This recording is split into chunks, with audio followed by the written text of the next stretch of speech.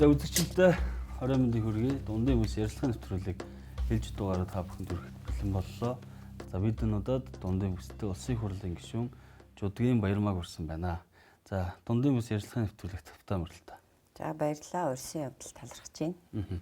Утгагүй бас сар шинийн баяр болох гэж байна. Монголчууд ч хүний алгыг дээшээ харуулъя гэд ахуйн орчиндөө одоо гэр бүлээрээ садан төрөлтөө тодорхой өөрийнхөө хэмжээнд бэлэг өгдөг тийм ээ. Гэхдээ бид энэ нийтийн албан тушаалтнууд сүүлийн үед их бэлэг тарааж байна л да. Өөрөөсөө нэртэй календар, аяга, бугын цаг, ханын цаг гэх мэтчлээ. Тэгээд тараагаад байдаг. Гэхдээ та энэний эсрэг байгаа.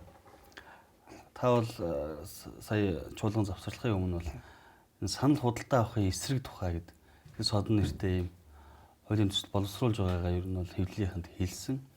Энэ хууль маань ер нь нийтийн албан тушаалт ялангуяа сонгогддог тэгээ улсын хурлын гишүүд санал одоо татах зорилгоор иргэдэд ингээд бэлэг тараадаг ажиллагааг ер нь хориглоё. Энэний эсрэг байя гэдэг ийм агуулгатай гэж би ойлгосон. Та энэ хуулийнхаа төслийн үзэл баримтлалын талаар товчхон хэлж өгөөч.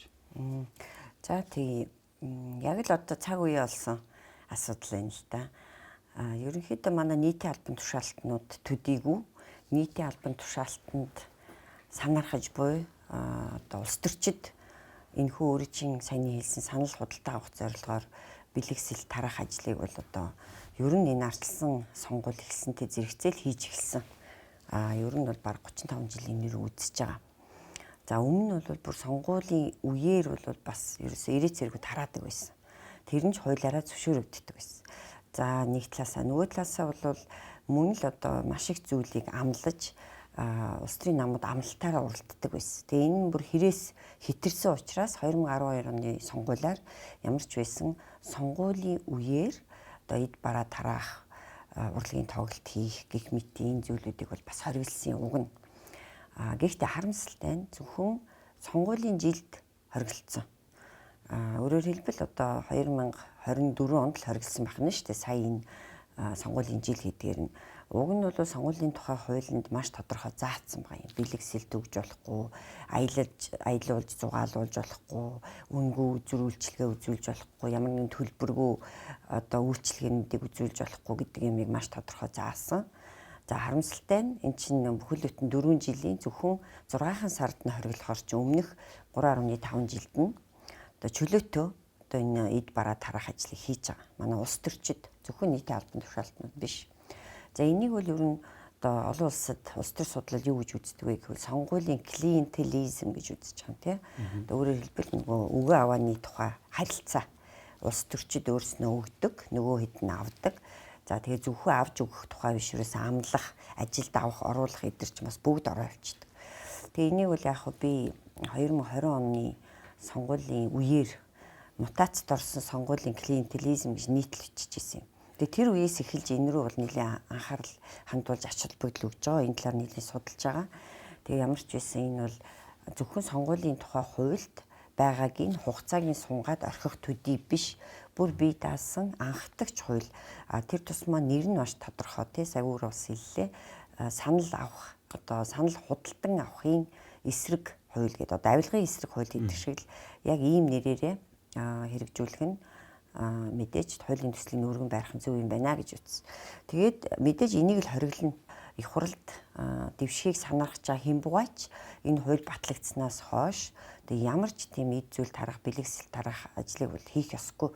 Яг одоо эд тарааж штэ тэг эд цаансараар тэг ялангуяа ахмадуудыг одоо нэг хитгэе зүйлсээр л хуурдаг болчлаа штэ нөгөө үндсэн тэтгэврийн тогтолцоогийн шинжлэх яг ээлтэй тийм тэтгэврийн тогтолцоог ерөөсөө бүрдүүлж чадахгүй маш олон жил болж штэ. Атал ингээд нэг баг цагаан юм хуураад үдээ хүрсэн байна.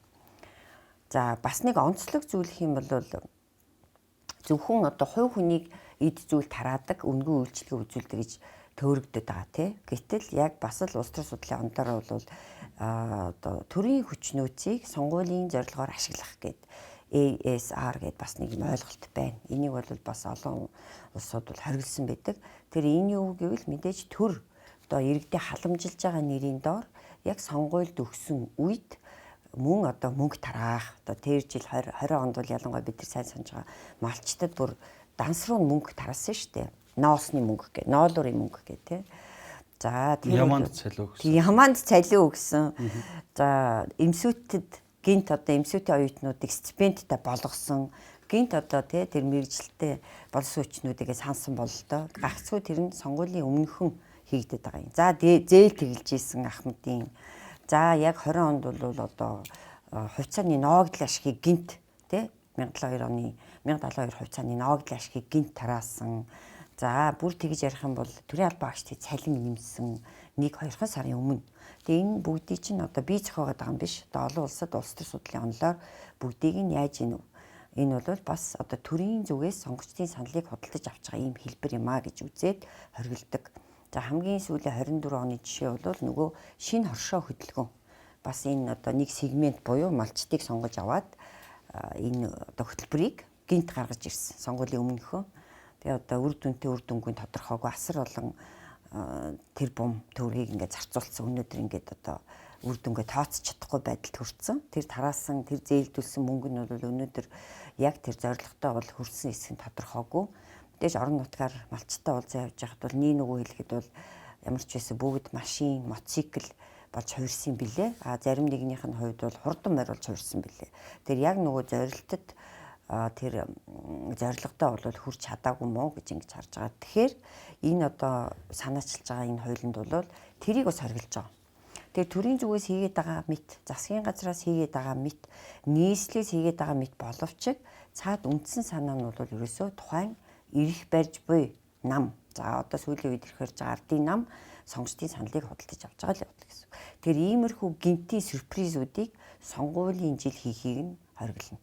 Үзэл баримтлалыг харахаар таны бас тайлбарлаж байгаа байдлаас харахаар одоо сонгуулийн тухай хувьд сонгуулийн жил эхэлснээс хойш таны хэлсэнчлээ одоо вин тамир урлаг спортын арга хэмжээ зохион байгуулахыг хориглох, гадаадад аялуулах, ирээдүйд үүсэх одоо үр ашигын хувьцаа амлах гэдэг юм. Энэ маш олон зүйлүүд байгаа гэж ихсаад бичсэн. Гэхдээ сонгуулийн бус жил ингээд эдгээрийг бол хориглохгүй байгаа шүү дээ. Тийм учраас одоо сар шинд өгцөн үед ингээд хавтгаад хараад байна. Нийслэл дээрч хүмүүсийн зарим нь тэрнээс их хэрвэр их бахархтай юм шиг байна. Бүгдээрээ л пэйж хуудсан дээр өөр өөрсдөө ингэж ахмадуудаа өгтөж тэмч тавгийн боо өглөө гихчлээ. Таны үзэл баримтлал бол бүх үед те. Сонгуулийн жилч байсан, сонгуулийн бус жилч байсан энэ сонгуулийн хуулийн дээр хоригдлтуудыг бүгднийг ингээд хориглоё. Дээрээс нь бас тодорхой зүйлүүдийг нэмэх асуудал бол та яригдэж байна. А энэ нь өөрөө энэ одоо байгаа улсын их хурлын гишүүд буюу одоо хууль тогтоогчдод болон ирээдүйд нэр дэвшгээр горилж байгаа хүмүүст хоёуланд нь үйлчлэх ийм зохицуултыг тааруулж өгсөн гэдэг нь үү те. Тэгсэн. Тэгэхгүй бол эн чинь шудраг бус болно л доо. Зөвхөн одоо энэ төрийн өндөр дэд албан тушаалтнууд буюу нийтийн албан хаагчдад зориулаад ингээ хаагаад боочхоор яг нөгөө өнөөдрийн их хурлын гишүүн биш хүмүүс бас байж тээ санаарч байгаа горилогчд тэд нар тараагаад байвал яах вэ те бас тэгш бус байдал үүсэн. Тэг хамгийн эцсийн юм нь бол энэ чинь шудраг бус явдалтай л тэмцэж байгаа нэг хэлбэр. Тэгэхээр ерөөсөө горилж байгаа этгээдүүд ч гэсэн хориглоно.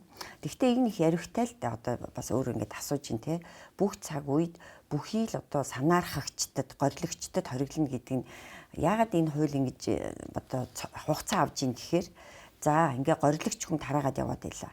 Тэгэхээр одоо цагдаагаас те та ингээд одоо юм тараагаад байна. Та одоо дэвшгээд байгаа мó гэд ингэх бас сонин. Хэцүү тогтооход хэцүү. Тогтооход хэцүү. Тэгтээ тэгжил таарна. Нэгэнд одоо гэмт хэрэг хүн ингээд үлдэх гэж байгаа юм шиг бэлдээд яваад байвал бас цагдаагаас очиж асуух боломжтой шүү дээ тий. Одоо онцгой тийм нөхцөл үүсэж байгаа юм бол тэрэн шиг мэдээж нэгэн хуулиар хариулсан зүйлийг хийгээд яваад байвал одоо байцаах мөрдөн шалгах нь бол нээлттэй болж хувирна. Гэхдээ би дэвшгүй гэд хэлвэл яах вэ? Би дэвшгээгүй. Би одоо зүгээр сайн санааны үүднээс одоо буян хийж энэ бүх зүйлийг тарааж байгаа гэвэл тэгэл яач чадахгүй. Гагцгүй сонгуулийн үеэр нөгөө нөхөр чинь дэвшээд ороод ирвэл яах вэ гэдэг асуудал үүсэж байгаа юм те. Тэгэхээр энэ дээр бол нилээд их одоо маргалдаж гэх юм уу? Маргалдах яг үдэ хилцэж яг юу хийцэн бэ гэвэл ер нь одоо сонгогдсон хүн дээр гомдол ирэх аваас энийг бол шалгана гэж оруулж байгаа. Тэгээ мэдээж нийтийн албан сонгогдоод улсын хурлын гишүүн болцсон үед тэр чинь гомдлууд бол ирнэ те. Мэдээж одоо өрсөлдөгч нам ч юм өрсөлдөгчт нь ч гэсэн ингэж юм тараасан гэд одоо тэр нотлог баримтуудыг нөх юм бол одоо авилгатай тэмцэх газраас энийг чи авилга гэж үзэж байгаа байхгүй юу? Өөрөөр хэлбэл их хурлд ялахын тулд сонгогчдыг авилгадаж байна гэдэг утгаараа авилгатай тэмцэх газрын одоо харьяаллын асуудал болж байгаа. Тэгэхээр авилгатай тэмцэх газраас одоо тэдгээр бүхий л хүмүүсийг шалгана. Сонгогдсон, эс сонгогдсноос үл хамаарч. Тэгээ шалгаад үнэхээр одоо санал авах зорилгоор эд бараад харааж байсан нь одоо тогтоогдох юм бол мэдээж одоо шүүх ажиллагаа явагдана тий. Тэгээд гин буруутаан тогтоогдох юм бол яг тэр тодорхой хуулийн заасан санкцийн дагуу бүгдэнд нь хариуцлагын асуудал яригдана. За улсын их хурлын тухайд гэх юм гишүүн болцсны тухайд гэх юм бол бас энэ санкцийг нь бол нэлээд өндөрсгөж өгч байгаа.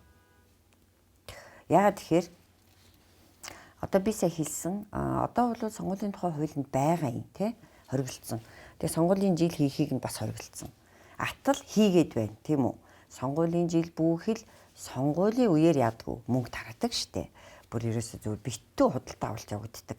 Тэгээд нөгөө зарим сонгогчид бүр ингээ хүлээгээ суудаг гэж байгаа штэ. За хинэн мөнгө тараах бол доо тэрнийхэн төлөө саналаа өгнө гэд ерөөсөө ингээ бөөнөрөө цуглуулчаад хүлээж идэг гэдэг яриа байдаг те. Тэгэхээр тэр нь хүртэл ингээд батлагдаад нотлогдоод байхад нөгөө сонгогдсон их хурлын гишүүд яадаг вэ? Яахчгүй банд нь тас. Тэгээд ерөөсөө энэ судалгааг харахад бол яг ингээ мөнгө тарааснасаа болж баригдаад одоо игүүлэн татагдсан тийм улсын хурлын гишүүд баг байхгүй. За яг ганц нэг тохиолдолд энэ хэргийг шалгаж явсаар юун дээр буудгүй гэвэл 3 дахь этгээдүүдээр тараалгачдаг. Зөвлөх, туслах эсвэл тий одоо харь хамаагүй өөрийнхөө хамаарал бүхий этгээд эсвэл цалин мөнгө өгөөд ажилуулад өөрийнхөө өмнөөс мөнгө тараачдаг. Тэгэхээр чи нөгөө их хурл сонгогдсон этгээд биш тэр тараасан хүн одоо тараасан өмнөөс нь сайн дураараа тараасан болж хувираад ингээд хинч ялз юм одоо хөртөхгүй ингээд шудраг бус явдал гарч штэ. Тэгэнгүүт бидний оруулж байгаа энэ хуулиар бол тэр эрүүгийн хуульд оруулж өгч байгаа. Одоо энэ бүх хоригдсан зүйлүүд одоо бол зөрчлийн тухай хуулинд байгаа юм. Тэгээ яг энэ асуудлыг хийвэл одоо ингэж санал одоо татхаа ажил зорилгоор ингэж мөнгө төгрөг эд бараа тараавал тэгээд одоо шүүхээр тогтоогдвол зөрчлийн тухай хуулиар хариуцлага хүлээн гэсэн байна. Гэтэл улсын хурлын гишүүдийн тухайд бол зөрчлийн тухай хуулиар хариуцлага хүлээх боломж байхгүй. Ерөөсөө баг тэгтээ тэнцсэн. Тэр бүхэл авилга авсан нь тий одоо нотлох баримтууд бий болцоход авилгатай тэмцэх газар дээр шалгагдж байгаа гэж байгаа одоо улсын хурлын гишүүдийн тухайд ч гэсэн игүүлэн татагдах тийм одоо боломж бол нээлттэй биш хаалттай л байна. Нэгдүгээр прокуророос төтгөлзүүлэх санал оруулж ирнэ. Тэр нь хизээж орж ирэх юм бүү мэд. За оруулж ирээд төтгөлзүүлээч үгүй ч үү. За төтгөлзүүлсний ар дээр тэр нь одоо нотлогдоод шүүх хурлаар гин буруутын тогтоогдтол маш их зүйл болдог. За харин нэг нь тогтоогдох юм бол эрүүгийн хуулиар одоо ялзам идэлнэ гэсэн үг. Хамгийн нэгдүгээр эвгүүлэн татагдана. Тэгээ энэ бол бас их онцгой одоо санкц. Тий таны ярьж байгаа энэ хариуцлага хүлээлгэх санкц дээрэс нь хэлж байгаа үзэл баримтал агуулга зэргийг харахаар яг 2023 онд сонгуулийн тухай хуульд өөрчлөлт оруулаад сонгуулийн жилээс бусад хугацаанд бол тарааж болно гэдэг ийм зохицуул. Зөвхөн сонгуулийн жилийг л тэр хоригдсон шүү дээ, тий. Та хэдийн өмнөх парламент гэх юм уу? Ингээ яг энэ үе яригдж байгаад бас би нэрийг санахгүй зарим гишүүд бас бүх үед ер нь хориглох асуудлыг бас нэг эмгтэй гишүү байсан. Би тэрийг сайн санахгүй. Яваад парламентын босоод даваагүй. Тэгэхээр таны чинь бүр хатуужуулж оруулж ирж байна. Одоо хүлээлгээс хариуцлагын санкцийн зөрчилс эрүүрүү оруулах асуудал яригдж шүү дээ. Дээрээс нь ингээд бүх цаг үед ингээд асуудлыг ингээд хоригддаг байя гэдэг асуудал. Танаа намынхан хүлээн зөвшөөрөх юм удаа гişүнэ. Одоо жишээ нь тантай хамт энэ харбины нэрийг төрийн шалгах төр хориг байгуулсан манай Гамбат гişүн бол бас тэрнээсээ ч ичдэггүй бараг бахархтай шүү дээ. Тэгэхээр одоо танаа алтан хамтрагч чинь жишээлбэл дэмчөө. Танаа намын бүлэг дэмжих болов. Яг л та энэ 42-ын бүлэг танаа намд байгаа 42 хүнээс тойргоос сонгогдсон гишүүд илүүтэй эсрэг үүснэ. Энэ бол маш тодорхой зүйл байна. Яг энэ үзэл баримтлагын хувьд урдчлаад ч гэдэг юм өөрийнхөө ядаж бүлгийнхаа гишүүдэд танилцуулсан юм. Юу н ямар хандлагатай байна.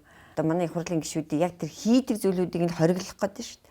Тэгэхээр мэдээж одоо эсэргүүцэлтэй тулна да. Тэгээ энэ дээр бол би олон нийтийн дэмжлэгийг л авна гэж бодож байгаа. Одоо олон нийт мэдээж бас шудраг ус өсөж байгаа шүү дээ. Ер нь бол энэ судалгаагаар олон нийтийн хамгийн их өсөж байгаа зүйл бол шудраг ус. За гарааны тэгш нөхцөл. Тэгэхээр мэдээж за яг ийм маягтай сонгуул явагдаад одоо 35 жилийн нүр үзчихээ. За Монгол улс хэр их урагшлаваа. Тэгээ өшөө энээс урагш явах боломж байсан уу гэж бодож үзэх хэрэгтэй шүү дээ. Бас хүн гэдэг чинь дандаа нэг тийм саналаа худалдаа сууж идэг байхгүй. Ялангуяа сонгогчдыг хэрсэн болж байгаа. Тэгэхээр ерөнхийдөө бол сонгогчдын зүгээс энэ санал худалдаа авах асуудлыг маш их эсрүүцэж байгаа. Яагаад гэвэл тэд нар чинь бас нэг өөр сонголттой баймаар байдаг. Тэр мэдлэгтэй, чадaltaй, боловсролтой, хамгийн гол нь шударга, зоригтой. Тэгээ ямарваа нэгэн юмд автаагүй, барьцаалагдаагүй тэдгээр одоо хүмүүсийг гаргах боломж нь байдаггүй. Яагаад гэвэл энэ их мөнгөний улс төрөөс айгаад тэд нар ордогчгүй улс төрд. Тэгэхээр энэ хууль батлагдах юм бол тэр одоо миний саяны хэлсэн тэр шударга одоо ёс суртахуунтай, мэдлэг боловсролтой хүмүүс орох боломж нь бүрэн нээгдэнэ гэж би харж байгаа юм. Тэр хүмүүс орж байж яах нь вэ? Энэ төр бас цэвэрших нь шүү дээ. Тэгэхээр мэдээж энэ хуулийн төслийг дэмжиж байгаа гишүүд маш их байгаа. Ямар ч байсан эхний ээлжинд энэ төслийнхоо эхний хувилбарыг бэлтжээ. Тэгээд одоо дэмжиж байгаа улсын хурлын гишүүдтэй танилцуулна. Тэгээд олуулаа болж авч ийж бас тэр татгалзах гишүүдтэй тэмцэлдэн шүү дээ. Тэгэхээр мэдээж энийг дэмжиж байгаа гишүүдийг бас хамтран санаачлагч болгоно. Мэдээж энэ эхний хувилбар дээр улсын хурлын гишүүдийн саналыг авна. Дахиад хилцүүлэг явагдана. Тэдний санал бас тусгагдана гэсэн үг. Энэ засгийн газар буюу Зандан шатар ерөнхий сайдтай засгийн газар дэмжихээс өөр зам байхгүй. Ягаад гэвэл энэ 4 жилийн хөтөлбөрт нь тусгагдсан. Тэгээ ингээд одоо аль талаас хавсаадаад ер нь бол батлагдах байх гэж найдаж байна. Яг хуу та улсын хурлын гишүүн учраас хууль санаачлага хэрэгтэй.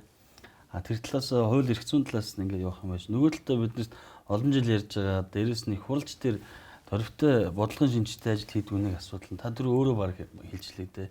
Тэр нь иргэд сонгогчдын боловсролын асуудал. Өөрсдийнх нь боловсролыг дээшлүүлэхгүйгээр нэг талаас нь нүдэд тавил болохгүй шүү дээ. Тэгэл амьдрал нь юм байдаг. Тэгэл хоногийн хоолны мөнгөний өгөхөр чи хүн чинь тиймэрхүү байдалтай байлгаад байх нь өөрсдөө улс төрчдийг сонирхол байна л да. Одоо тэнэг байлгаад байх нь, тэг өсөглөн байлгаад байх нь илүү саналыг худалдаж авахд амархан байгаад байна шүү дээ. Тэгэхээр яг соён гээгээрүүлэх сонгогчдод боловсрол олгох талдаа их тутмыг ажилладаг байгаа юм шиг энэ сүүлийн хэдэн сонгуул бүгдэн дээр нь ажиглагдлаа. Зөв. Тэгээ нөгөө Германы ухаа нэг хааны хэлсэн үг гэдэг чинь тенерийн хэлдгээр хэлээд нөгөө хамбламтайгаа ярьж байгаа юм те. За би ядуу байлахыг хариуцъя. Чи мунхаг байлахыг хариуц. Тэгхийн бол бид яг үүрд засаглана гэж айхтар үг гэдэг ш. Амар гоц. Яг тэрэн шиг одоо ерөөсөө иргэдийг мунхаг байлгах, ядуу байлгахыг бол баг бодлогоор хийж гинүү гэмээр байгаа. Үнэн. За одоо энэ Монгол Ардын нам бол засгийн эрхэнд гараад 10 жилийн нөр үзэж байна. Яг 10. 10 гэдэг бол асар их хугацаа штэ. Хүүхэд төрөөд бүр сургуульд ороод бичиг үсэг сураад те ийм бие даасан бодгол болох шатанд орцсон явж байгаа. Энэ баггүй их хугацаанд одоо саяны энэ өөрөж ярьж байгаа асуудал дээр юу хийвэ гэдэг асуултын тэмдэг тавигдана.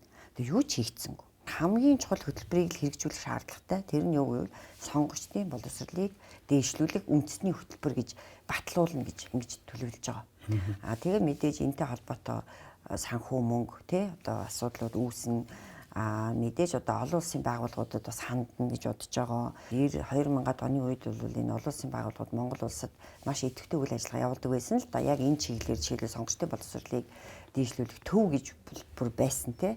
Тэгээд бодвол гаднаас санхүүжилт аваад идэвхтэй үйл ажиллагаа явуулж исэн боловч одоо миний ойлгож байгаагаар олон улсын байгууллагууд за Монголд арчлал тогтчлоо, болчлоо гэж үзээд тэр тэтгэлэг тэр одоо санхүүжилт дэмжлэгээ ерөнхийдөө багасгаа зогсооцсон шахам. Тэр үгүй байна. Арчлал бол Монголд бүрэн тогтоогүй байсан байна. Тогтсон хэдий ч ухраад байна гэдэг чи сүүлийн олон жил харагдлаа шүү дээ. Ялангуяа дахиад нэг энэ чи бие зохиогоод байгаа юм шиг олон улс өөрөө дэлхийн улсууд дээр дүн тавьж штэ. Тэгэхээр нөгөө авилгын индексээр ухарж байгаа тагаар нэг арчлалын индексээр бас ухарсаар байгаад яалаа. Сонгуулийн авторитар дэглэмтэй ус болцсон шүү дээ. Аюу аюултай. Дахиад нэг доошоо алхвал авторитар буюу бүрэн дарангуй дэглэмд орох гэж байгаа шүү дээ. Тэгэхээр одоо энэ Монгол улсыг бас тэ санаа тавьж ингэж харж явдаг улсууд олон улсын байгууллагууд бол бас энэ сонгогчдын боловсролыг дээшлүүлэх тал дээр бол бас одоо тусалцаа дэмжлэгээ сэргээх байхаа гэж найдаж байна. Нөгөө талаас нэг маш том хүчин зүйл байдаг нь төсөв байдаг. Төсвөөр дамжуулж халамжийн бодлого хэрэгжүүлдэг. Ялангуяа одоо жишээлбэл бас л сонгуулийн хуульд байгаа шүү дээ, тий. Тухайн жилийн төсөв тусгагдаагүй халамж болон ийм хөтөлбөрүүдийг хэрэгжүүлэхийг хориглоно гэдэг асуудал байдаг. Гэхдээ өмнөх жилийн дараа жилийнхаа төсвийг баталцдаг. Тэгэхээр сонгуулийн өмнөх жил сонгуулийн жилийн төсвийг баталнаа л гэсэн үг. Тэгэхээр чи батлагтаа нөгөө халамжийн бодлогуудаа ингээ оруулцдаг. Одоо та түрүү хэллээ тий. Шинэ хоршоо хөдөлгөөнч гэдэг юм уу. Иймэрхүү хөтөлбөрүүд ингээ батлаад явц. Тэгээ батлаад нэг нь батлсан юм чинь тэр ондоо хэрэгжүүлнэ. Тэгээд маш өргөн тэлсэн төсвүүд болдог. Энэ төсөвтэй холбоотой төсвөөр дамжуулж энэ халамжийн бодлого хэрэгжүүлдэг. Нэг удаагийн шинжтэй хуулиуд оруулж ирж маш их хэмжээний мөнгө тараадаг. Нийгмийн даатгалын шимтгэлийг нөхөн төлөвлөе. Гол нь сегментчилдэг.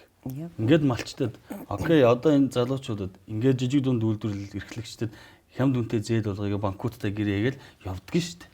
Энийг яаж хориглох юм? Энэ бол гишүүдтэй тэмцгээсээ маш хэцүү тогтолцоо болчиход. Яг үнэ. Тэгэхээр энийг бол сонгуулийн жилд тийм үү? Яг энэ саяны хэлсэн нийгмийн халамжийн хөтөлбөр одоо тэр зээл тэглэл мэглэх гэдэг нөгөө хориглосон байсан зүйлүүдийг одоо төсвөөс төрийн өмчт компаниудын одоо орлогоос хийхийг хориглоно гэж хатуу зааж оруулж. Тэгээд оруулахар ч одоо бас арай л намжин гэсэн үг. Тэгэнгүүт дахиад эргээд нөгөө засгийн газартай шүүхтэлцэх тийм үү? Улсын хуралтай шүүхтэлцэх бас асуудал гарах нь шүү дээ. Улсын хурал ч одоо хүч түрээд хууль баталчихвал яах вэ гэд тий. Тэгэхээр одоо улсын хурлыг яах вэ гэдэг энэ асуудал байгаа учраас энэ хууль аюу яригтай гэж би хэлээд байгаа чинь тэр байхгүй юу? Яг ингээ их хурал нэрээ хууль баталчихвал их хурлыг хийн шүүх үү? Тэ гэдэг асуудал сүйдэж шүү дээ. Тэгэхээр ерөөсөө улсын хурлын гишүүд засгийн газар яг ийм агуулгаар хууль санаачлагыг нь хориглоно гэсэн үг. Тэгээ хууль санаачлах аваас одоо бүр сүүлдээ үндсэн хуулийн асуудал болгох шаардлага үүсэх баг. Тэгээ одоо энэ одоо хууль дээдлэх зарчмыг барьсангүй. Тэгээ энэ гишүүн ийм хууль санаачилчлаа. Халамжийн чиглэлийн. За засгийн газар ийм хууль санаачилчлаа гэд үндсэн хуулийн зэс тандах ч юм уу. Гэх мэтийн л одоо энэ асуудлуудыг л оруулж өгнө гэж одоо бодол явж байна. Та түрүүн бас хэлсэн за яг ингээд төрийн захиргааны байгууллагуудыг ашиглаад байна тий. Ийм асуудал бас байж магадгүй. Төрийн албаагчдын асуудал ч гэсэн өндөгтөл явж л байдаг. Үеийн сонгуул дээр л ийм байдаг. 3 дахь хүмүүсээр дамжуулж одоо мөнгө бэлгэсэлт тарах гэж ярьж шít. Туслахуудаараа байд юм юутай байд. Тэгээ эсгийн ахлагчийг хэлээд тах шиг байна тийм үү? Яг одоо улс төрчид буюу ирэх барьж байгаа намын гишүүдийн буюу намын улс төрчдийн тухайд бол хэсгийн ахлагчтай ашиглаж байгаа. Тийм ч учраас одоо хэсгийн ахлагч гэдэг энэ орон тоог болиулъя гэж хүчтэй яригдчихэж байгаа. Тэ энэ бол ерөөсөө яг тэр захиргааны ажил хийхээсээ илүүтэй яг одоо тэр улс төрчдийн бэлэг сэлтийг тараахаас гадна Монгол Ардын нам буюу ирэх барьж байгаа намын тэр сонгуулийн буюу сонгогчдын судалгааг маш нэрийн хийж өгч байна тийм үү. За энэ өрхөд ийм зүйл дутагдaltaй байдаг. Энэ айлд нэг ийм хүн байдаг. Энэ айлд нь ийм халамж өгчий. Энэ айлынх нь энэ залууг энэ ажилд оруулчихъя гэж байгаа чинь ерөөсөө төрийн захиргааг ашиглаж байгаа гэсэн үг болоод байгаа байхгүй юу. Тэгэхээр энэ бол яг энэ бол сонгуулийн тухай хуулинд орох ёстой гэж үзэж байгаа бид нар. Энэ сонгогчдыг одоо бас л одоо ашиглаж байгаа сонгогчдын одоо тархийг угааж идэм үү те одоо бас л саналыг авахын тулд урт хугацааны туршид хэсгийн ахлагч нараар дамжуулж одоо авж байгаа ажиллагаа хийж ийн гэж үзэж байгаа. Тэгээ энэ бол илүү жоохон зохион байгуулалтын буюу захиргааны асуудал гэдгээрээ холбогдох хуулиудад нь өөрчлөлт оруулна. Жишээлбэл нөгөө захиргааны нэгжийн тухай хуулиас тэр хэсгийн ахлагч гэдгийг яах нь авч хаях нь байна. За тэгээ сонгуулийн тухай хуулинд бас тодорхой заалтууд нь оруулж өгөх нь байна. Цэцээр энэ хэсгийн ахлагчийг асуудлыг авч хаях асуудал шийдэгдэхэд амрах юм биш үү?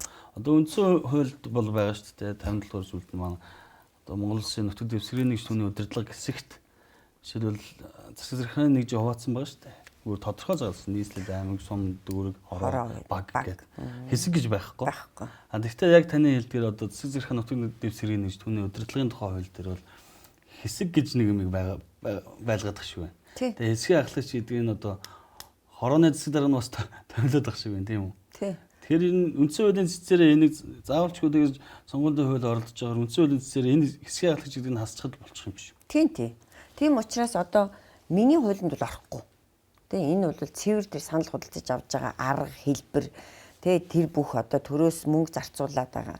Наача харин нөгөө маш яригтай байна гэдэг байгаа чинь жишээ наад асуудал чинь.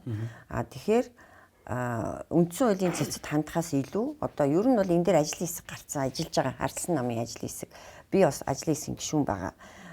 Тэгэхээр энэ ажлын хэсгийн тухайд яах гэж байна вэ гэвэл яг тэр холбогдох хуулиас нь л тэгээд засгийн нэгжийн тухай хуулиас тэр заалтыг нь л одоо авч хаях буюу нэмэлт өөрчлөлт оруулах хэлбэрээр хийчих болно гэж үзэж байгаа юм. Бас нэг зүйлийг онцлож хэлэхэд ерөнхийдөө ингээд нэг юм англиад төрөлжүүлээд категори ингээ харах юм бол хувь нэр дэвшигч, хувийнхаа эсвэл одоо 3 дахь этгээдийн хөрөнгө мөнгөөр яаж гинүү санал худалдаж авч байна.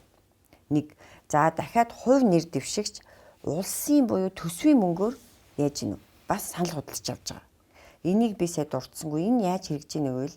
Жишээлбэл нийслэлээс саяхан 300 сая төгрөгийн үнийн дүн бүхий тендер зарласан байгаа юм. Тэр нь ямар гэхээр одоо сургалт зохион байгуулах гинэ. Тэгэд ямар зорилготой ямар сургалт юм гэхээр ер нь бол би яг энэ мэдээллийн өшөө сайн одоо тий тодруулаад шалгаатах нь уу гэд бас хүсэлт гаргаж байгаа. Тэгэхээр тэр одоо 12 дугаар анги төгсөж байгаа буюу төд удалгүй сонгуульд санал өгөх иргэд рүү чиглэсэн энэ ажиллагаа байх нь л дээ. Юу гэж вэ гэвэл тэднэрт зориулсан сургалт хийх юм нэ. Тэгээ тендер зарлаад ингэнгүүт бүхэл бүтэн Монгол Улсын их сургуулийн сургалт зохион байгуулдаг төв байгууллага шахам шүү дээ. Тэр тендерт ялаагүй гэж байгаа. Харин оронд нь нэг төрийн бас агуулга ялсан гинэ. 300 сая төгрөг шүү дээ. Маш их мөнгө шүү дээ. Тэр тендерт ялсан тэр төрийн бас байгууллагын ард нь хэн бэ нэ гэсэн чинь нийслэлийн нэгэн төлөөлөгч байна гэж байна шүү дээ. Тэгээ өөрөөр хэлбэл тухайн нийслэлийн төлөөлөгч дахиж нийслэл сонгогдохын тулд магадгүй улсын хурал сонгогдох гээд тойрог усалж яхахыг үүсэхгүй. Тэр өөрийнхөө тойргийн тэр одоо 12 дугаар анги төгсөж байгаа сонгогчдод зориулж сургалт хийхдээ яаж гинүү? Нийслэлийн төсвөөс мөнгийг ашиглаж шít. Энд чи одоо өөрөөр хэлбэл зүгээр нэг өөрийнхөө мөнгийг тараагаад санал худалдаа аваа зогсохгүй улсын мөнгийг ашиглаж санал худалдаа авах ажиллагаа хийх гэж шít. Маш ноцтой байгааз. За энд ашрам дахиад нэг зүйлийг дуртахад одоо би нодлон маш их эсэргүүцсэн нэг 18.3 тэрбумын ваучер асуудал байгаа тий. Тэр чинь бол ерөөсөө наана ингээд нэг мөнгөний зодоо ингээд яриад байгаа тий. Би ингээд мөнгө эсэргүүцээд байгаа юм шиг мөртлөө цаанаа бол тэр мөнгөний дүн чи ерөөсөө дахиад тэр одоо тун удахгүй сургуулаа төгсөөд сонгуул өгөх гэж байгаа ахлах ангийнханд зориулсан хөтөлбөр байхгүй юу? Өөрөөр хэлбэл бас башир арга. Нөгөө ирээдүйн сонгогчдыг худалдаж авах гэж байгаа башир арга байсан юм. Соёлын ваучраар соёлын ваучрыг тарааж тэгээд тэр чин дандаа 12 дугаар ангийнханд тарах гэжсэн байхгүй юу?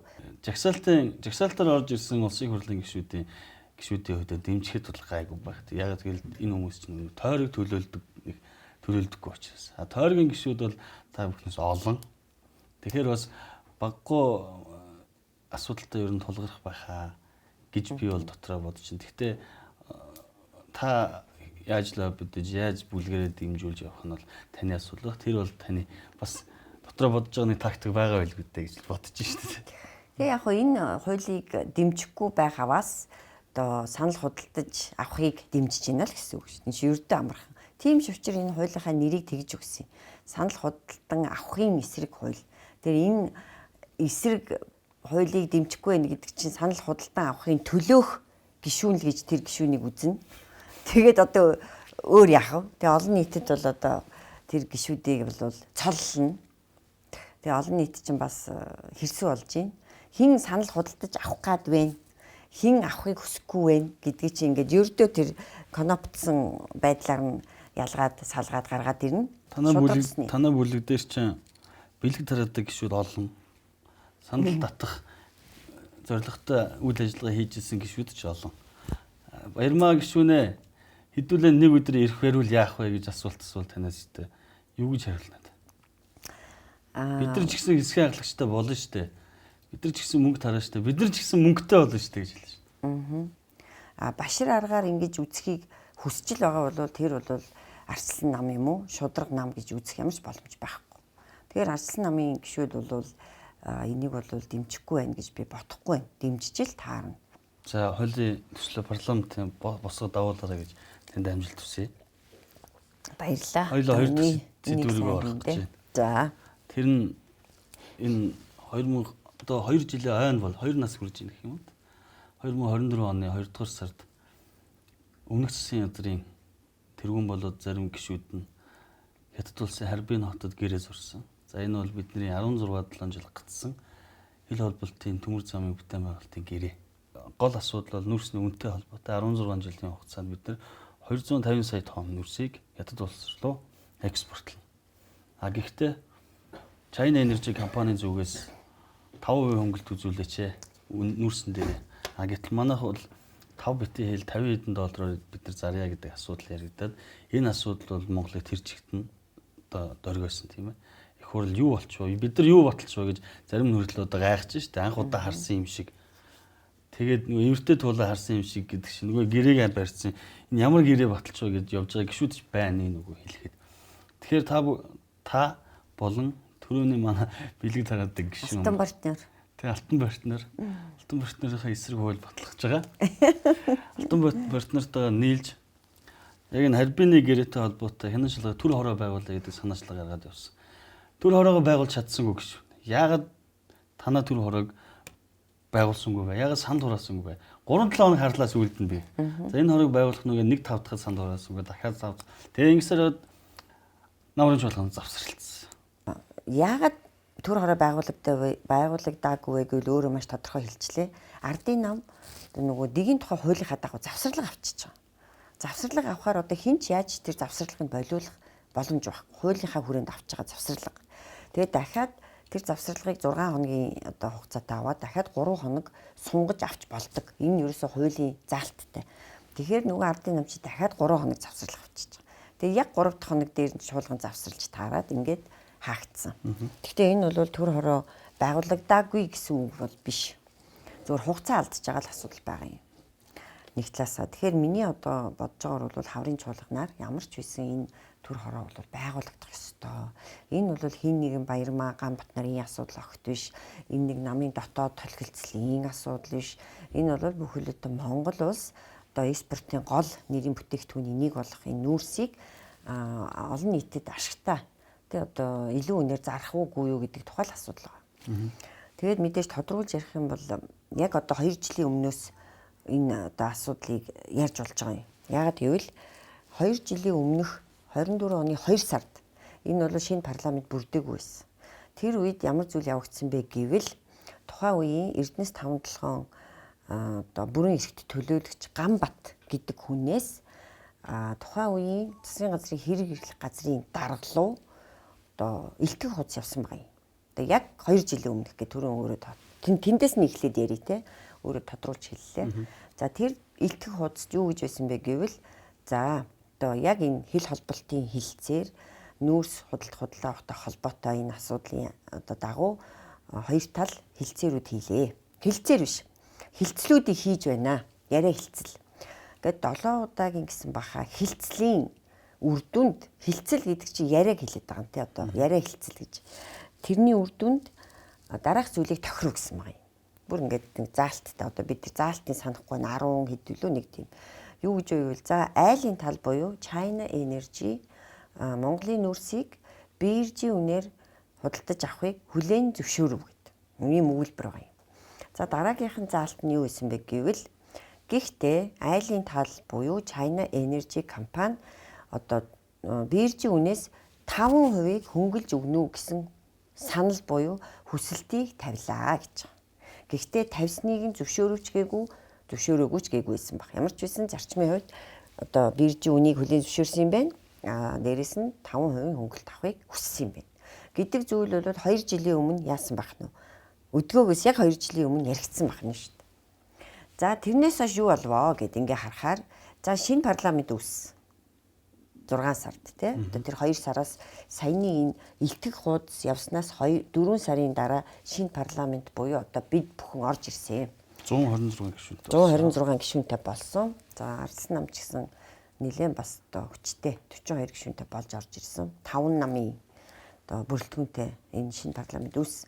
За ингээд юу болсон гэхээр яг одоо нодлонгийн үдийд одоогоос яг жилийн өмнөх үдийдийг ингээд дахиад ярихын өмнө 24 оны 12 сарыг ярих хэрэгтэй болно тийм 12 сарын одоо 24-5-ны яг одоо он гарахын өмнөхөн шахам одоо чуулган тий одоо амрахтай зэрэгцээд юу орж ирсэн бэ гэвэл яг энэ харбины хилцээрийг одоо байгуулахад баримтлах зарчим гэдэг. Чи хэд хэдэн одоо альва гэрээ хилцлийг чинь байгуулахад хэд хэдэн үе шат байна л да. Ялангуяа энэ хоёр талын юм том хилцээрийн тухайд бол Тэр за хилцээрийг байгуулахдаа ямар зарчим баримтлах юм бэ гэдгийг яах нь улсын хурлаар ярилцсан. Тэр 12 сард. Гэхдээ тэр саналыг бол бас гинт оруулж ирсэн шүү. Нин яралтай гормоор хилцгээр яасан нь оруулж ирсэн. Нин яралтай гормоор оруулж ирнэ гэдэг чинь ерөөсөө л процесс маш хурдан явагддаг гэсэн үг. Нөгөө улсын хурлын гишүүдэд танилцах, гүнзгий ойлголт авах боломж хомс ерөнхийдөө маш олон хуулиуд ташрамд хэлэхэд ингэж батлагддаг юм билээ. За тэгэнгүүт тэр хурал дээр бол миний бие байсан. Одоо чуулган дээр гэсэн үг те, чуулганы хуралдаан дээр. Тэгээ би бол одоо маш их асуусан л да. За хил холболт бол нэг хэрэг. Энийг бол ерөөсөө одоо хүүхэд байтгаа хүүхдч хүртэл дэмжиж байгаа бах баг. Монголын иргэд тэр чигээрээ энэ хил холболтыг дэмжиж байгаа. Хоёр гараа өргөд. За хажуугаар нь нүүрс одоо худалдаа авах гэрээ ороод ирлээ. За дахиад гурав дахь асуудал нь юу гэвэл одоо нөгөө уурхайн ашиглалтыг нэмэгдүүлэхээр бас хамтарч ажиллана гэсэн ийм гурван цогц асуудлыг нэг одоо хилцээрээр батлана гэсэн ийм зарчим орж ирээд тэгээд за нөгөө хоёр нь бол ойлгомжтой байна тийм үү. Ялангуяа хил холболт бол маш тодорхой. За нүүрсний үн яаж тогтоох юм бэ гэдгийг бол би бол асуусан л да. Тэгээд яах вэ ингэж л хэлжсэн л та. За энэ бол одоо өмнө байгуулсан тий урт хугацааны гэрээний одоо үнийн дүнтэй адилхан буюу жишг болгоно гэдэг ийм л юм хэлээд. Тэгээд ар дээр нэг схем явна гэдэг байгаа. Тэр үнийн дүн дээр нэмэх нь тэр жишгийг аваад нэмэх нь бас нэг ийм схем. За тэр схемийн чинь бол энгийн иргэн ойлгохгүй. Ойлгохгүй. Тэр чи бид нар ч нэг нүг хэлээд ойлгоогүй. Үсэг тоол тавьсан байх. Тий, томьёо. Тий, томьёо. Тэр чи ерөөсөө ойлгохгүй. Тэгээд тухайн үед бол яг би бол яг ямар томьёо ашиглаад тэр томьёо нь юу гэсэн үг бас эрхэвч нэг тайлбарлаад өгөхөр чинь одоо хүүхэд байтгаа хөгтөж ойлгоно шүү дээ. Гэт ингээ асуухаар нэг нүг хэлээд ерөөс тодорхой юм хариулаагүй. Ингээд нэг тийм ингээд толгой эргүүлсэн маягтайч юм шиг те нэг 5 бирж үнийн дүнгийн ингээд нэг ийм байдалтай явагдаад би төдийгүй маш олон гишүүд асуусан л да. Тэгэл ерөөсөө учрыг олохгүй шахам. Тэгээд ямар ч үсэн баримтлах зарчим бол батлагдсан. За явуулах нь зүйтэй гэж үзэж байгаа учраас те тэгээд дараа нь яг хилцээрийн төсөл нь орж ирэн тэгэхэд нь бас юу болох вэ? Яг гэрээ нь яаж батлагдах уу гэдэг дараа нь процесс байгаа учраас эхний ээлжинд явуулах нь зүйтэй гэдэг дээр улсын хурлын гишүүд санал нийлжсэн учраас яах нь тэр одоо эхний тэр зүйлийг бол баталсан. За дараа нь 1 сард яг одоо 25 оны 1 сарын дахиад 25 хавцаа байхаа чуулган завсарлцсан. Намрын чуулган. Завсарлсны ар дээр 27 онд байна уу? Эдийн засгийн байнгын хороо аюулгүй хууль гадаад бодлогын байнгын хороор хуралдсан юм байлээ. Тэр бол нэгэн чуулган завсарлцсан учраас тойргийнхэн тойрог руугаа ингээд босод хүмүүс нь тий одоо хууль мөл дээрээ суух гэдэг өөр ажил хийгээд явна шүү дээ. Яг дараагийнх нь нэг төдөр. Тэгээд тэр тухайн байнгын хороонд харьяалагддаггүй хүмүүс бол тэр талаар ямар ч мэдээлэл аваагүй. Тэгээд тэр байнгын хороогоор бол нөгөө хилэлцээрийн төсөл нь орж ирсэн. Хилэлцээр. Өмнө нь бол яах вэ? Зөвхөн баримтлах зарчмыг баталсан бол дараа нь бол яг хилэлцээрийн төсөл орж ирсэн байна шүү дээ. За тэгээд эргээд дараа нь юу болоод өнгөрвөө гэдэг шиг те сая энэ амар асуудал игдээд эхлэхээр би бол тэр тухайн хоёр байнгын хорооны одоо протокол буюу хурлын тэмдэглэлийг авч уншсан л да. Тэгэхэд бол гишүүд маш их бас ноцтойгоор асуусан байлээ. Тэгж ярих юм бол нэг гишүүн бүр ингэж хэлсэн ба. За эн чинь нүүрсний хулгай үнэртэж явчлаа. Наад гэрээнэс чи. Энэ одоо төмөр замын холболтын нэрийн дор тэ нүүрсний гэрээг батлах чинь. За окей нүүрсний гэрээ баталж болно. Гэхдээ нүүрсний үнийн дүн маш чухал асуудлыг ийм бас нэг ийм мапантаагаар хийх гэж байна. Нүүрсний хулгай үнэртэж чинь гэж хэлсэн юм байл. Бүр тэр тэмдэглэл дотор нь бичээстэй байгаа л да нэрээрээ. Протокол нь үзсэн юм уу та? Үзсэн. Инх төвшин гишүүн бүр тэгж хэлсэн байсан. Нүүрсний хулгай үнэртэж чинь. За тэгээд маш олон гишүүд бол асуусан байсан л да. Наа чин одоо Монгол улсын эрх ашигт нийцэж байгаа юм уу? Энэ үн бүхий дүн чин гэдэг. Тэгтэл тухайн үед ч гэсэн тэд нар яг тэр үнийг бас нэг ойлгоогүй шинжтэй байлээ тэр протоколыг уншихад.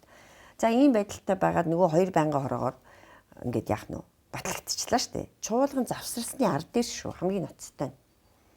За тэгээд хаврын чуулган өдгөөгөөс яг бас дахиад жилийн өмнө 3 сард байхаа хаврын чуулган дөнгөж эхлэмэгц бас одоо нөгөө тэр хилцээрийг баталсан. Одоо нөгөө гишүүд чи яг ямар үнийн дүнтэй гэрээ баталснаа мэдэхгүй байгаа чинь бас одоо нэг усны аргагүй. Яг тэгэхээр гэрээг батлаагүй байхгүй юу? Яг тэр тусдаа нүүрс худалдан авах гэрээ гэдэг чинь Эрдэнэс 5-7 China Energy хоёрын байгуулсан гэрээ. тусдаа. Нөгөө нууцлцсан гэдэг байгаа гэрээ чинь. Тэр нууц гэрээг улсын хурлын гишүүд хараагүй байхгүй юу? Тухайн үед бол зүгээр хилцээр буюу ерөнхий зүйлийг баталсан. Ерөнхий. Тэгээ нөгөө тэрийг явуулах нь чухал учраас өтөр түргэн баталж өгөөл явуулах нь чухал байсан байж тээ. А гэтэл яг дараа нөгөө хоёр компани хоорондоо гэрээ байгуулахдаа юу болчихоо гэдэг асуудал хөгдлөө шүү дээ. Сая намрын чуулганаар. Гэхдээ сонсголоор одоо би ингэж ойлгоод байгаа шүү дээ. Танаа төр хоргийн зорилго нь хил холболтын одоо 3-ыг цогцоор гэж байгаа шүү дээ, тийм. Хил холболтыг нь биш уурхайн хүчин чадлыг нэмэгдүүлэх биш, зөвхөн үнэн дээр л төвлөрж сонсголоо хийнэ гэж ойлгоод байгаа зөв үү? Зөв. Ерөнхийдөө үнэн дээр л төвлөрж сонсгол хийнэ. Дахиад нэг зүйлийг хэлэхэд бол 3 ингээд асуудлыг нэг дор шийдэж штэ. Тэнгүүд хил холболтын асуудал гэж нэг маш том асуудал байна. Тэ одоо 16 жил гацсан гэж байгаа. Тэгээ 16 жил гацсныхаа одоо гацаасныхаа ч юм уу те одоо Монгол улс гацаасан гэдэг байгаа шүү дээ. Гацаасныхаа төлөөсөнд 16 жилийн турш нүүрсээ хямдаар зарлуулах ийм одоо үнэтэй гацаалт байж л те. Тэг хин гацаасын тэгвэл гэдэг асуудлыг уг нь тавих хэрэгтэй байхгүй юу? Тэг гацаасан хин нэгэн улс төрч итгээд байгаа юм бол тэр хүмүүс нь хаана байгаа юм хин? Тэр хүмүүс хариуцлага тооцох асуудал яригддаг юм уу?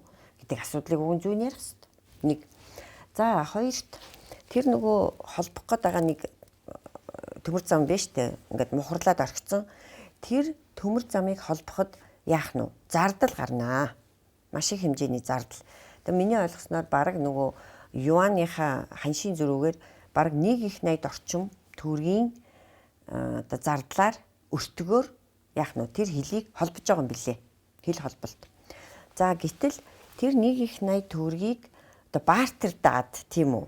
Нөгөө хоёр дахь гэрээ буюу нүүрс худалдаа авах гэрээтэйгээ уяад нөгөө үнийг нь баг болгож байгаа юм чинь та нар энэ хил холболтыг маань одоо хийгээд өгөөч ээч гэдэг юм уу тийм үү? 1/80 төгрөгийн үн бүхий хил холболтыг та бүхэн хийгээд өг. Энэндээ төдий хэмжээний яах нь нүүрсийг одоо бартераар тооцъё гэж болох уу? Болно шүү дээ. Энд чинь бизнесийн зарчим, бартерын зарчим нэгсэн. Атал тэгээгүй байгаа юм. Ерөөсөө тэгээгүй.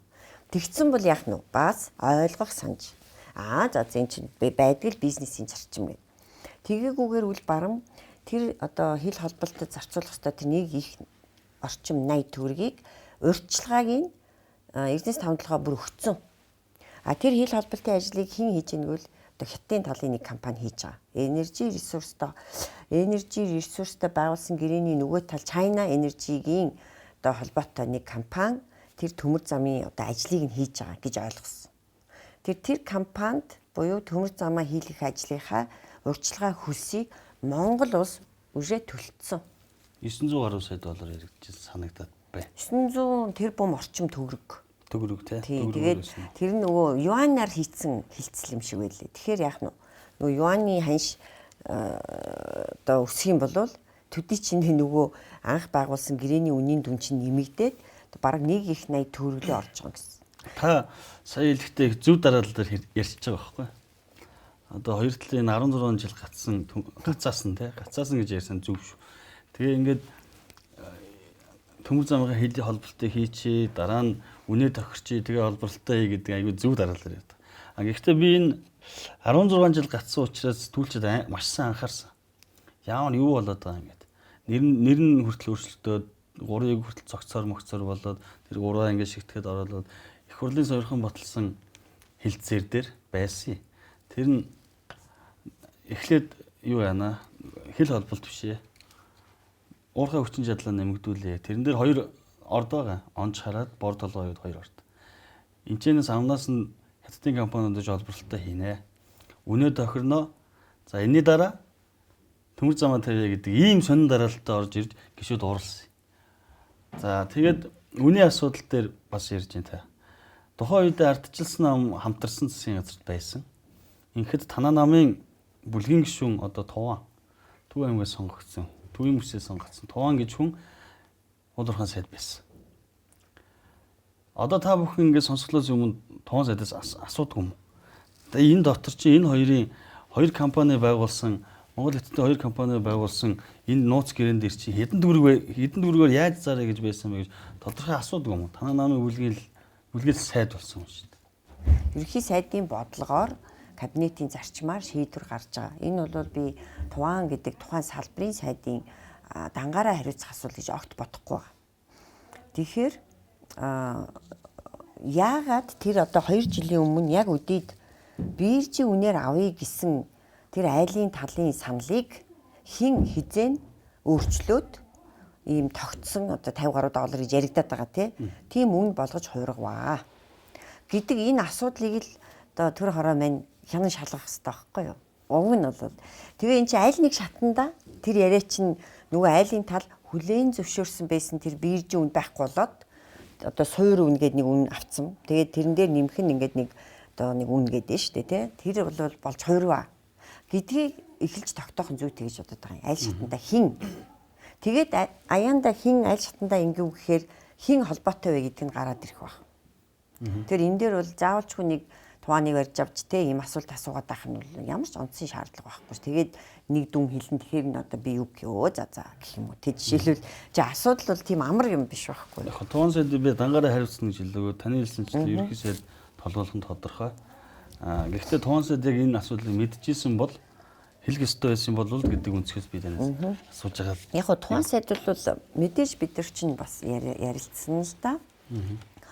Урт хугацааны гэрээ урт хугацааны гэрээ учраас мэдээж аливаа урт хугацааны гэрээ чинь бас нөлөөлнө. Бага байх бас боломжтой арга байхгүй тий.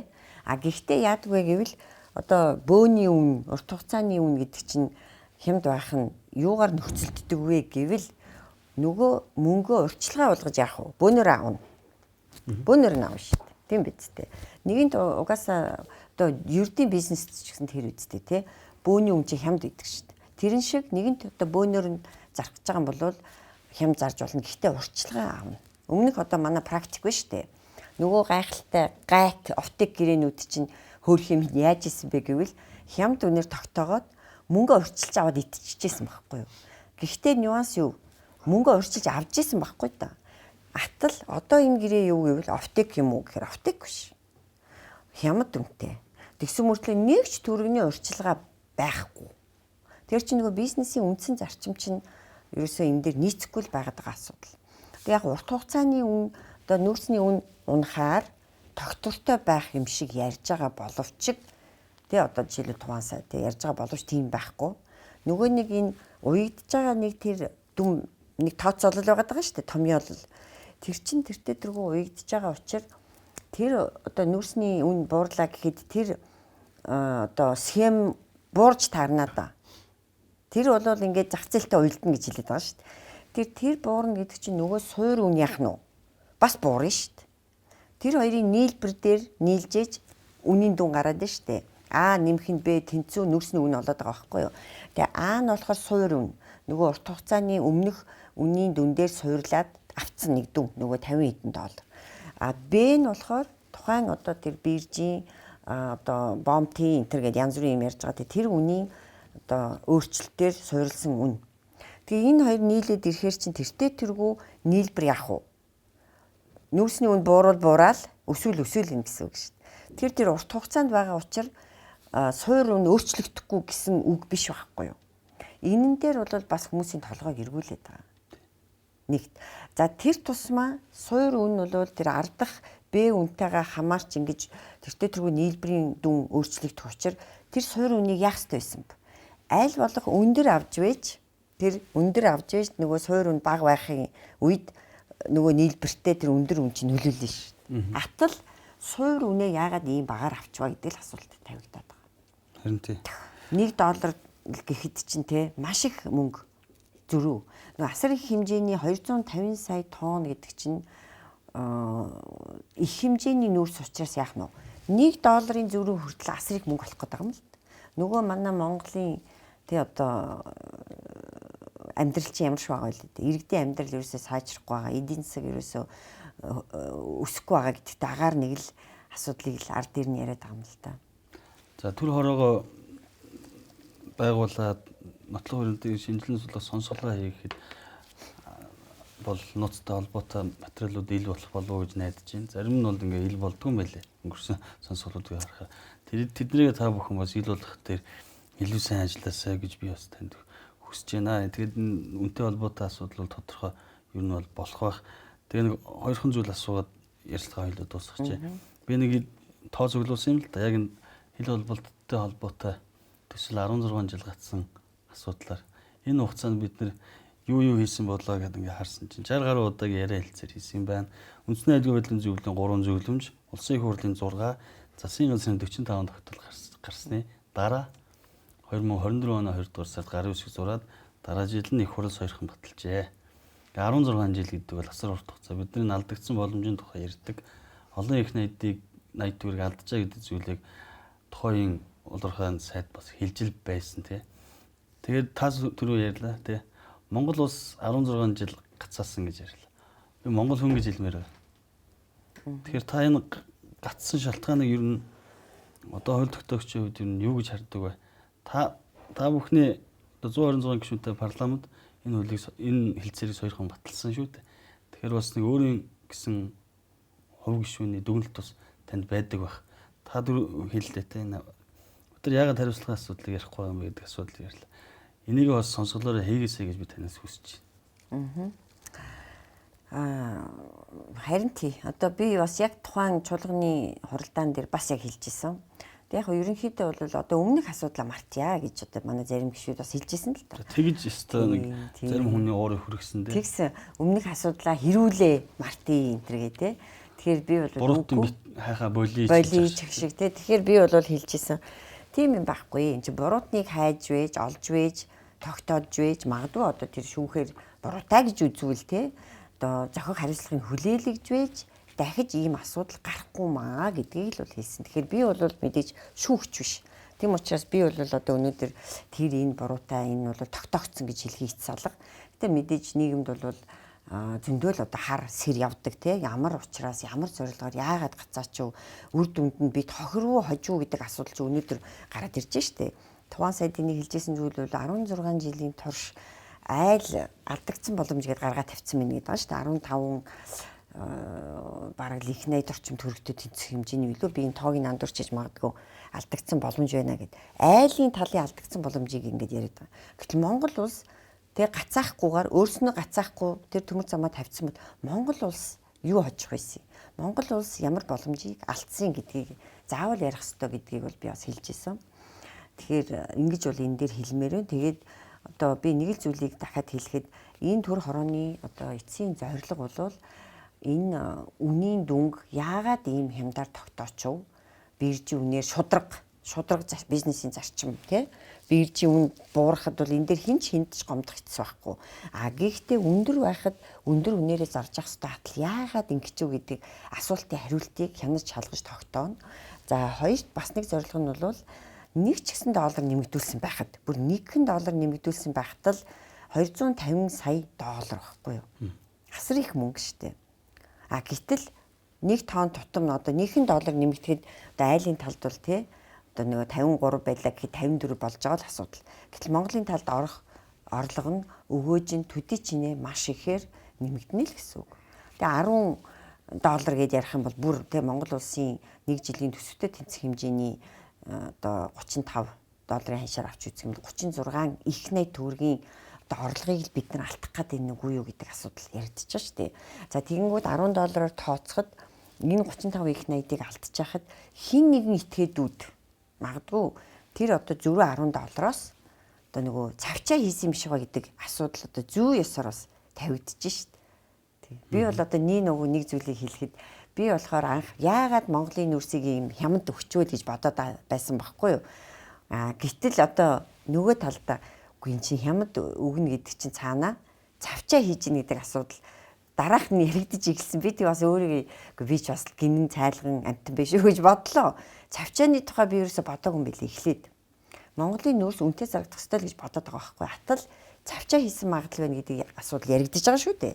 Тэр одоо мэдээж тэрийг бол би бол мэдээж нүдээр хараагүй учраас тэр $10-ийн ч юм уу хэдэн долларын цавчаа хийсэн хэсгийг одоо магадгүй тэр төр хороо тий энэ бол асуудал байна гэж гаргаж тавих юм бол тэрний мөрөөр одоо тий хуулийн хяналтын байгууллагын бас ажиллаад асуудал үүсгээд тэр холбогдох хүмүүс байх аваас одоо ял зэмлэлийг нь хүртэх ёстой гэсэн ийм л одоо бодолтой байна. За Таны төр ороо байгуулад сонсгол хийх ажилд ч амжилт хүсье. Мөн хууль тогтоох үйл ажиллагаанд ч бас амжилттай хүсье.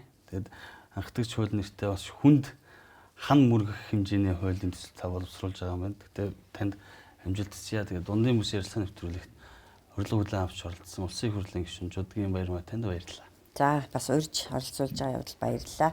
Маш хүнд хоёр зүйлтэй тулах нь хаврын чуулганаар харбины гэрээд хянан шалгалт хийх хэсэг тухай асуудал батлагдах юм бол хянан шалгалт хийн гэдэг чинь маш том асуудал амаргүй. За нөгөө бас гол болгож хийх гэж байгаа хууль бол бас сая хэлсэнтэй санал худалдаа авахын эсрэг. За 3 дахь нэг хуулийг дашрамт хэлчихье. Хүн амын орлогын татварыг 1% болгох энэ хуулийн төслөө бас хавар өргөн барьж байгаа. Энэ бол дипетишний мөрөөр энэ бол бас амаргүй давааг туулах хэрэгтэй. Засгийн газар бол энийг бол дэмжих хөсөлгөө байгаа бах. Гэхдээ бас олон нийтийнхаа дэмжлэгтэйгээр энэ гурван асуудлыг бол энэ хаврын чуулганаар давж гарна гэж бодож байгаа. За урьсан явдал баярлалаа. За баярлалаа. За